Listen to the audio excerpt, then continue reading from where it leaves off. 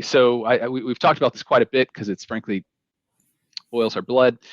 The VA basically came out and said they are not doing any AMA this year that is not an advance on the docket.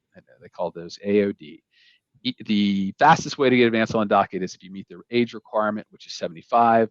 However, if you have a dire financial situation, if you are have a terminal illness, if there's such stress on you or someone in your family that there's discussion or thoughts of suicide, those are things we've seen create an advance on the docket. The only one that's automatic though is the age. I've been going through my cases this last month, and I've found that we're looking at 2019 new evidence, or even worse, the direct lane, which is supposed to be 365 days. So we feel you.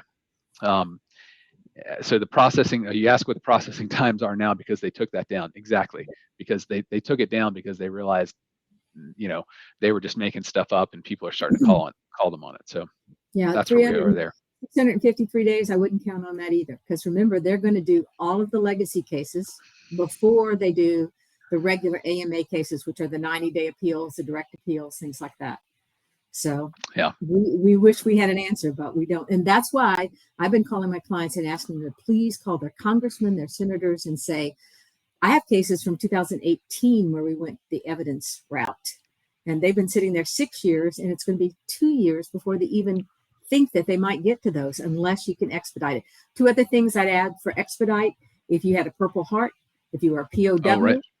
Okay, and then also remember, if you've had an eviction notice, foreclosure notice, if they've turned off your lights, anything like that. Also, like I often have elderly parents who are taking care of their veteran son or daughter.